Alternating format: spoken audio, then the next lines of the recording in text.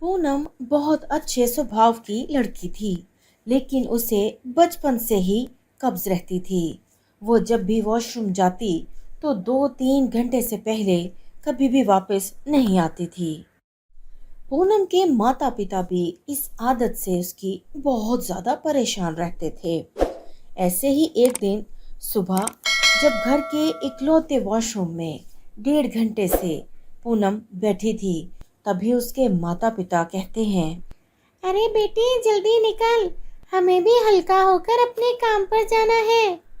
अरे पूनम बेटी, कितनी देर लगा दी तुमने, बाहर आ जाओ अब। माँ पापा, क्यों चिल्ला रहे हो आप लोग? अभी थोड़ी देर हुई है मुझे वॉशरूम आए, आप लोग शोर डाल देते हो उतना। अच्छा, हम लोग परेशान करते हैं तुझे? और जो पिछले 1.5 घंटे से तू वॉशरूम में बैठी है, मैं तब से अपना पेट पकड़कर खड़ा हूँ।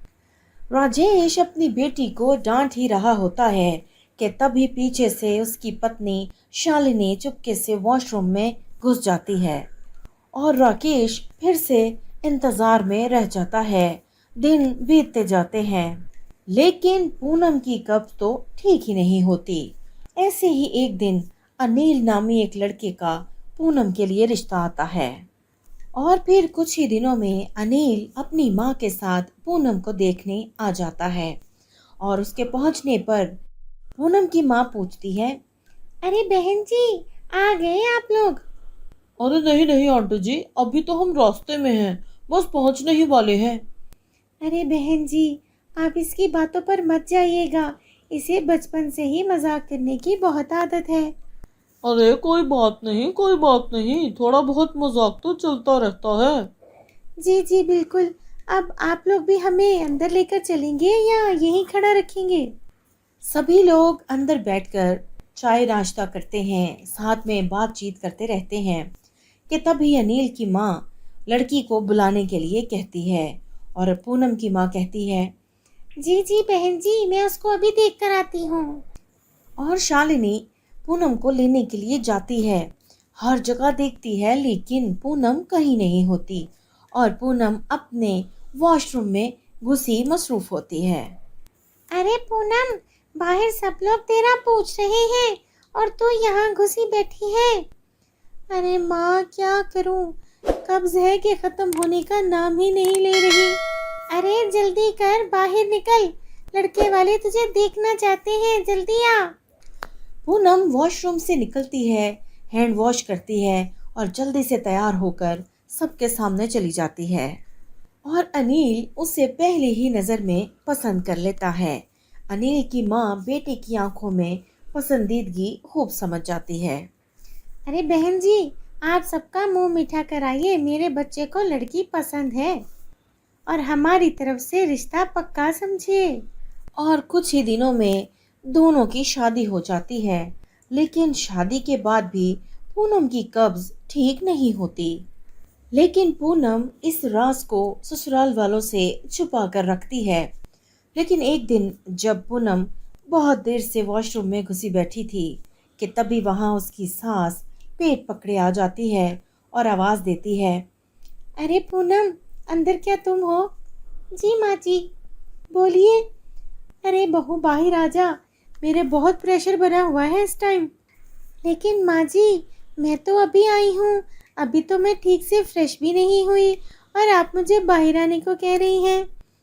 अरे बहू समझा कर, ट्रेन फाटक पर खड़ी है, अगर हरी झंडी नहीं मिली तो सिग्नल टूट जाएगा बहू।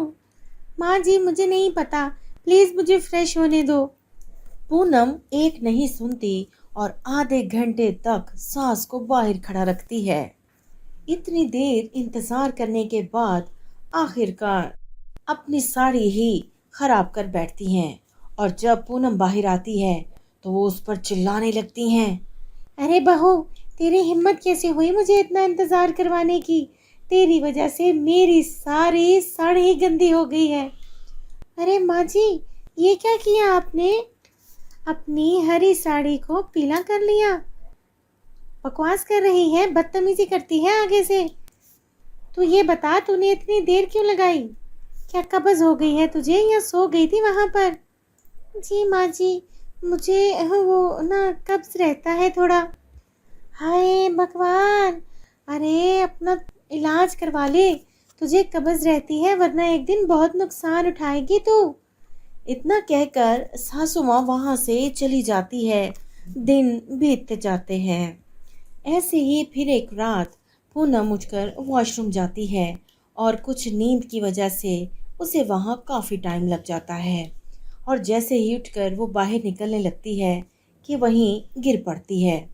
और उसी रात किसी गलती की वजह से उनके घर में आग लग जाती है। अनिल जल्दी से अपनी माँ को उठाकर घर से बाहर ले जाता है और वापस आकर पूनम को देखने लगता है, लेकिन पूनम उसे कहीं नहीं मिलती। वो अचानक से वॉशरूम की तरफ जाता है तो वॉशरूम का दरवाज़ा लॉक होता है। वो बहुत ज़्यादा दरवाज़ा खटखटाता है, लेकिन पूनम दरवाज़ा नहीं खोलती।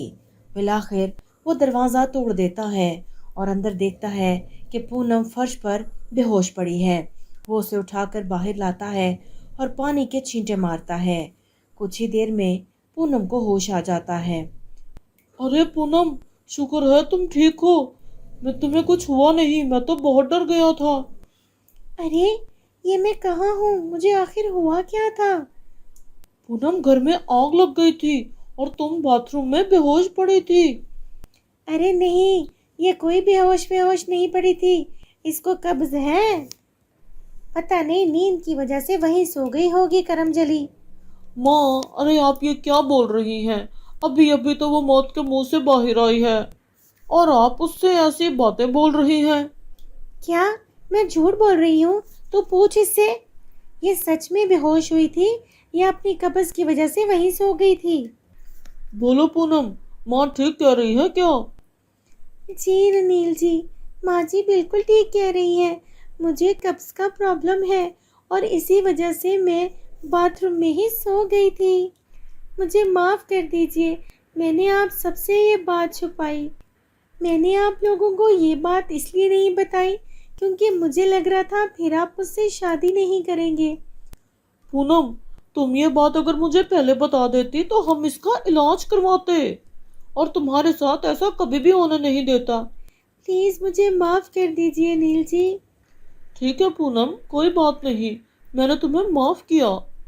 अनिल पूनम को माफ़ कर देता है और उसको कुछ ही दिनों के बाद हॉस्पिटल उसके इलाज के लिए ले जाता है। कुछ ही दिन इलाज करने के बाद उसका कब्ज ठीक हो जाता है, जिसके बाद पूनम अपने सास और पति के साथ हंसी खुशी ज़िंदगी गुजारती है।